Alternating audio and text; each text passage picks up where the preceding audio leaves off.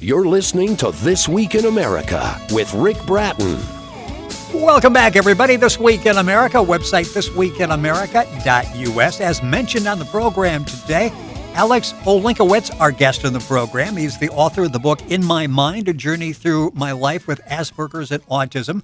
Of course, several years ago, published the highly successful YouTube video that has been seen by over 1.3 million viewers. He wrote the book in collaboration with Dr. Richard O'Connell, and both join us on the program. Alex, Dr. O'Connell, welcome to This Week in America. Great to have you with us on the program. Thank you, Alex. That's my name. Oh, well, I'm thanking you, too. Yeah, thanking everybody. It's great to have you with us on the program. Doctor, I know you had a couple things you wanted to say, and then we'll start talking to Alex about the book. Yes, I'm Dr. Richard O'Connell, a retired school guidance counselor, a New York State Counselor of the Year. And Alex and I are friends, and through our friendship and his YouTube, In My Mind, we came up with the idea of writing a book. It took 110 sessions, and in those 110 sessions, we reorganized it based on the eight symptoms of Asperger's. So that's his book. But more importantly, Alex is an extraordinary speaker.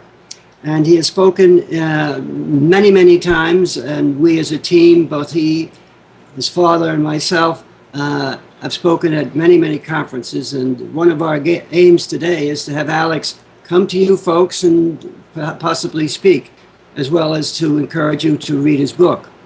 So without further ado, I'd like to introduce Alex. Unlike me, I don't write a speech and speak it out. So, So we will just talk then. That's great. yeah, you get a more honest version of me. As Dr. O'Connor said, one of the things that both are doing, Alex is going around the country and talking about his experiences. An email you can contact is docrock16@msn.com. That information is available at our website, thisweekinamerica.us. You'll have information on how you can contact Alex, how you can buy a copy of the book, how you can get in contact with Alex about speaking to your group. Alex, let's go back and talk about Asperger's, which is a form of autism, as mentioned. And this is something a lot of people go, yeah, I've heard about that, but I don't really fully understand it. Explain what Asperger's is. Well, now it sort of actually has a new name, which is like high functioning autism disorder, or autism spectrum disorder. Yes. Order. They kind of changed the name, and which, because I kind of understand, because the original name Asperger's was basically very confused all the time, especially considering that some people kind of mispronounce it, and I admit I mispronounce the word sometimes. But anyway, Asperger's is basically autism, but imagine as in a person who's not fully autistic, as in, like, you kind of can see a little bit of a difference. And the way I put it in like my YouTube video, which was very simple, is imagine if I was only 50% autistic and the 50% of the rest of me is basically the average person. So I do have some capabilities and some social abilities that makes me almost seem identical to the average person, but there's that 50% of me that's completely autistic and stuff, and that sometimes shows itself and basically like almost gives me a different identity. It's kind of like two different personalities almost, if you want to put it that way. Well, and the YouTube video is so good because you do such an excellent job of breaking down. And yeah, you explain it as, half of me is, half of me isn't. And you really break it down so we can understand it. It's interesting, you were diagnosed at age 6. And shortly after you were diagnosed, you read a news story, a woman who had the same disorder, and she did a video. So even at an early age, but this was planted in your mind that, yes, I think I can relate to people. I think that might be my gift by doing the video. That's how this all started? Yeah, basically so. I kind of actually, in fact, I didn't know, I was diagnosed when I was 6, but I didn't really know what it was called until I was like maybe in my early teens. But I always had to go through a lot of things where I had to explain things to people to try to get them to understand why I'm having these issues and stuff. And just one day I came across a video on the news about some person who has autism does something that explains her disorder and everything. And after a few weeks passed, I almost felt, I do my best to help explain to my family and my friends about why I have these issues. Maybe I should actually make my own YouTube video explaining about my disorder, and that's really what came. I'd like to interject here that Alex has a very unique mind. He has the capability of really giving you insight through practical analogies. For examples, he can't stand noises that get very loud and go into his head. Well, during the course of his development of the video, he came up with the idea of a dream catcher. Now, a dream catcher, all of the ideas come in and they filter, and only the good ones go through to the brain. And the ones that are unhappy, whatever, jangle out there as if it was like a fishing net. And in his mind, all of these noises that distract him are like fish jumping around in there. As a result, he cannot be in a room where there's a lot of noise and distractions because he's listening to each conversation. And that brings on a mental breakdown and anxiety. Right now, you cannot see Alex, but another aspect of it is tactile. Alex is sitting Indian style because that gives him comfort. So there are many ways that people get comfort who have Asperger's. Maybe Alex would like to tell us some of the things that give you comfort. Oh, are you sure? Are you sure? Yes. Do you want to continue stealing the show from me? Well, we're on for half an hour. And by the way, we didn't have a love relationship when we made the book. I would walk out and say, that's it. But Alex would then apologize and we'd get back to work. And I'd have to apologize very rarely, of course. Mm-hmm. Okay, Alex, go ahead. I don't want to. Well, and I want to say the book, if you're just joining us on the program, is called In My Mind, A Journey Through My Life with Asperger's and Autism. Our guest on the program is Alex Olinkiewicz, along with Dr. Richard O'Connell, who collaborated on the book. And Alex was diagnosed at an early age with having Asperger's.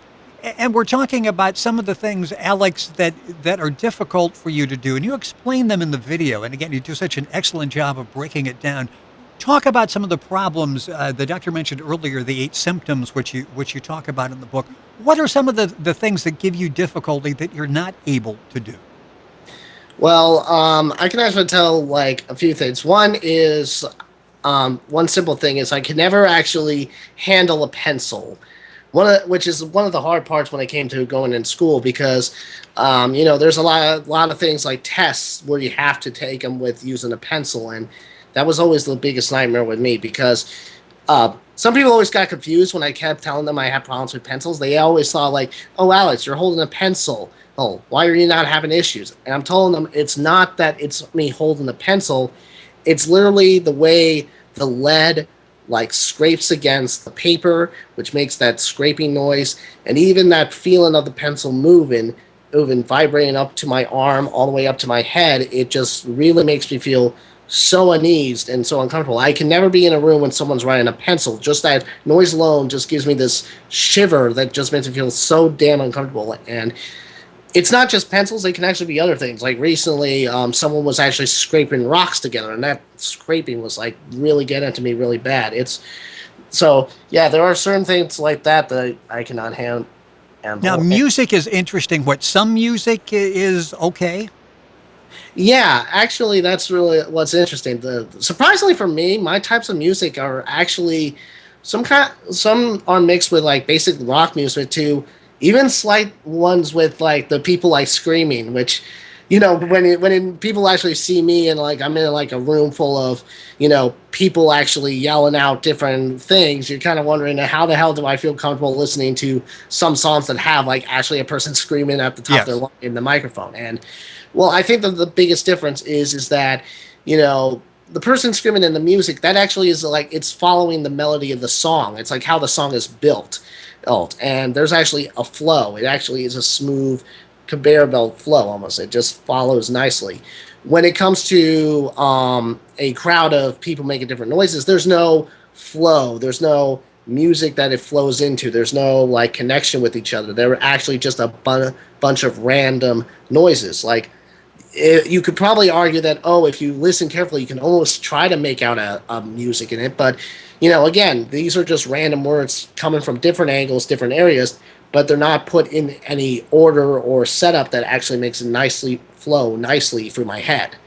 And that's basically why some music doesn't bother me in a sense. Like, don't get me wrong, I can't listen to any songs that are just screaming. There has to be like a nice mix of it, like actually, like it's almost like a compromise in my mind, because sometimes that flow and then that screaming moment is actually all right with me, because it has the right kind of flow where I can actually handle that moment where it jumps up into this like screaming moment and then goes back to this flow with the music. It just, it's just that basic works. Alex, would you talk about that incident on the ferry? Because I think it was a very traumatic incident in your life and really affected you deeply. And in fact, I think it still affects you. Yeah, that thing affects me a lot. Do you want to? And you talk about it in the book, In My Mind: A Journey Through My Life with Asperger's and Autism. Alex Olinkiewicz is our guest on the program, along with Dr. Richard O'Connell, who collaborated with Alex in the book.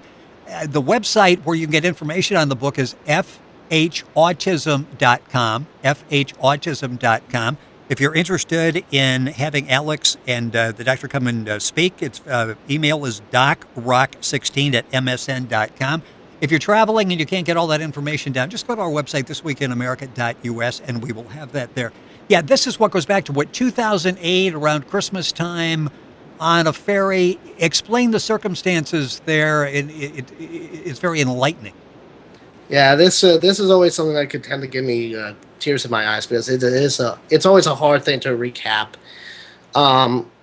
When I was like my mom lives in like Maine, and I live in like New York, and on the Long Island of New York, and basically you have to take this large ferry with a bunch of cars in it and stuff to get to Long Island to Connecticut, and then travel to Maine. And I went there to visit my mom, and after I visited her, I had a couple of gifts that I got. I got like if people remember, there was that video game called Rock Band where you had the plastic guitars and the drum set and everything. Yep. Like, I got that, and of course that box is pretty big and stuff. And I also had my laptop, which back in the day, I always had to travel with my laptop. I still do that now, but not as much so as it was back in the day, because back in the day I was still in school and stuff, so I always traveled with it so much that I actually got myself like this like suitcase. It looked like almost like you can imagine like the president carrying the suitcase with the handcuffs on it. But yes, yeah. But I had that suitcase so I can have my laptop perfectly protected and stuff. And I also had like a bunch of bags too. And my dad was on the boat too. Anyway, so this is just getting to the point that I did had a lot of stuff to carry and everything. And I kind of actually made this one mistake where the ferry stops, and Dad was suggesting that we wait until all the cars get off. But unfortunately, I was just very uncomfortable being up there on the boat. I actually really wanted to just get off, so I kind of suggested that we just go now and stuff. And so we head down there, and basically, of course, this ferry doesn't have like large amounts of spaces. In fact, there's like barely any spaces between the cars. It's one of those ferries that gets a lot of vehicles in, but they make sure to cram them in like a sardine can. So there's like almost barely any footing to get out and everything. But anyway, I still wanted to leave, and I had all this stuff on me, including like I'm holding up the big box of the Rock Band while I have the laptop suitcase strapped to my shoulder, and we're just like trying my best to slowly get through the cars. And then once I reached like the final car, like once I reached the end where I can actually exit, I was moving very slowly, and I can actually clearly see in the car the guy was like staring at me, which made me feel more uncomfortable. And I was slowly, and then suddenly I just heard a thump, and then the next thing I knew, the guy literally swung his hands up and slammed his hands right onto the car horn, and I was like directly in front of the car horn, and because I was like holding this big box, I couldn't like drop it and cover my ears or anything, so I was completely exposed to the loud noise. I took a moment to move out of the way and actually got in the corner, and then basically what I had was just a guy coming out through the door, walking up to me like saying, "You scratch that." thing, you're gonna pay for all the whatever damages you did and everything. And I was like kind of like destroyed almost by the yelling and the confusion. My mind was basically just full of so many tense thoughts. And I even like tried my best to just reply saying like I'm sorry or something. And this guy just really was saying stuff that I couldn't really even remember because they were just like, and it was like almost even like I had to say, looking at it back now, the guy was pretty pathetic because there was like barely any signs of a scratch on his car, and he was basically holding the line of people who just want to leave. Because well, yeah, and people are saying it's not that bad. In fact, some people were saying, "What? We can't really see that you've done any damage at all." Yeah, and you know, and the fact is, I was like so traumatized to the point that my dad just basically told me that Alex, just can you walk away for a bit? I'll take care of this. And I can clearly hear my dad literally trying to talk to the guy, telling him that I had to have the disorder and everything, which is why I'm like having trouble trying to speak or understand him and stuff. And basically, I was just in the corner, just trying to cope my mind and stuff. And basically, once my dad was done talking to him and basically walked towards me and everything, and he was bringing me to the car, I just burst in tears. I just like was crying for hours on end, and I couldn't think. I really was like lost with all this emotion. I was just way too traumatized. So traumatized, there was really a point I really could not go on a ferry by myself or anything. I just really lost it. How long did it last? How long did this trauma last? I would say almost a few days, maybe like 2, 3, or 4.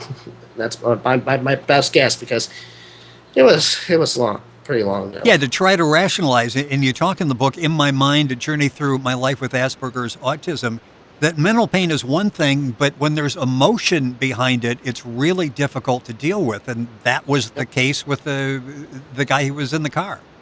Yeah. I mean, I always kind of like say that there's like always a different feeling you get when it comes to feeling pain from injury to feeling pain from in your head. Like people say you can always get over pain in your that you get. Like if you got a cut, you can get over that pain a bit, which I actually can pretty well. But when it comes to actually the pain that comes through in my head, it has such a weird impact. It has a different reaction. It behaves differently than a pain as an injury and stuff. And that kind of pain is something that's really difficult for me to handle. We've got a few minutes left in the program, going by way too quickly. Our guest in the program is Alex Olinkiewicz. His book is called In My Mind, A Journey Through My Life with Asperger's and Autism. Collaborated with Dr. Richard O'Connell, who's with us on the program as well. The website to get information on the book is very simple, fhautism.com. Information is available at our website, thisweekinamerica.us, and Alex is available and Dr. O'Connor are available for speaking, and they do a number of these speaking engagements, getting rave reviews across the country. Let's talk a little bit in the time remaining about the difficulty getting people to understand your situation because you don't have, an outward physical disability. Does that make it difficult for people to understand exactly what you're dealing with? Yeah, I actually have to say that's probably, it is very difficult because when it's something you can't see and it's just basically something about how your brain works, it literally, like, people do have their own debates or something about it and really almost find it, oh, this is like just complete made up stuff or mirrors. I mean, I kind of went through like a lot of times where I did get like a couple of comments on YouTube of people literally saying this guy is a total faker or something like that, which, I'm always bound to expect that because there are people who just literally think that because that if they don't see any physical problems, then the person is not like doesn't have any mental disorders or so. It's basically like that. Could I just interject Sure. here? Two important things. When I first met Alex, I thought he was going to be homebound in front of a TV for the rest of his life. He's 24 now. About. And he's accomplished two things that are extraordinary, and I want him to talk about them because it gives hope to families that have children with Asperger's. What's going to happen with my son or daughter? Alex, what are the two things that you've accomplished? Well, a few months ago, I got my license. I can actually drive. Great. Congratulations. Yeah, thanks. I would say right off the bat, I wasn't really expecting to be able to drive until now. I kind of actually have to say it was probably thanks to, one, I'm going to call video games, because video games gave me better hand-eye coordination. And, again, I'm going to just be frank that I can drive, but that doesn't mean can drive everywhere or something. Like, I live in a small town that is almost like there's barely any cars out, and it's a very relaxing place. So I'm never really in an uncomfortable position too much when I'm on the island. Right. So I'm able to drive around pretty easily. But I can't handle things like big highways and stuff like that. Like when there's actually more traffic and stuff, and not unknown people who have different behaviors, I can actually have a hard time handling driving. But for the most part, I can actually I am able to drive around town, go to the stores and everything like that, which definitely has been a big improvement. And Dr. O'Connor was talking about another Yes, and another breakthrough big that you had. achievement was that he's living independently on his own in his own apartment, a small house. Talk about that. Well, sort of. I am living on my own. I don't. I'm sort of I don't exactly have my own works with monies or bills or anything right now. Part of that my dad is taking care of right now until things like my book or my other projects that I'm working on or so hit off and everything. So right now my dad's taking care of the money problems right now, but I am sort of living in my own place, I'm living in right now a small house with and basically I'm decently capable enough to handle a lot of things by myself, and that is definitely, I would say, is an improvement, of course. Well, you are giving hope to so many people. That's why the book is so important in my mind. A Journey Through My Life with Asperger's and Autism. It's written by Alex Olinkiewicz in collaboration with Dr. Richard O'Connell. Both have been on the program today. Both are available for speaking. They do extensive speaking around the country, bringing the message of hope. The YouTube video link is available at our website as well. A lot to remember in the program, but if you go to fhautism.com, you'll get information on the book. We've got the email that'll be on our website, thisweekinamerica.us, to contact Dr. O'Connell to ask about speaking engagements. And we'll also have the link there for YouTube, which has been viewed, as I said, by 1.3 million people. It has been educational for many people. It has been inspirational and a message of hope for many people who someone in the family is suffering from a form of autism. Alex, it has been a pleasure to have you on the program. Thank you so much. Congratulations on all the success that you've had, and we definitely will stay in touch. Thank you for being with us. Thanks very much for having me on. And Dr. O'Connor, thank you so much for being there and for all you've done and being there with all through the years with Alex and helping to guide him forward. And thank you for being with us on the program. I'm very grateful. And Alex did all of this work because he wants to help people. So thank you for having us. It is our pleasure. And Alex, you've mentioned that you found the gift, and the gift is reaching out and helping other people and inspiring other people. And you definitely have done that. All the information available at our website, thisweekinamerica.us.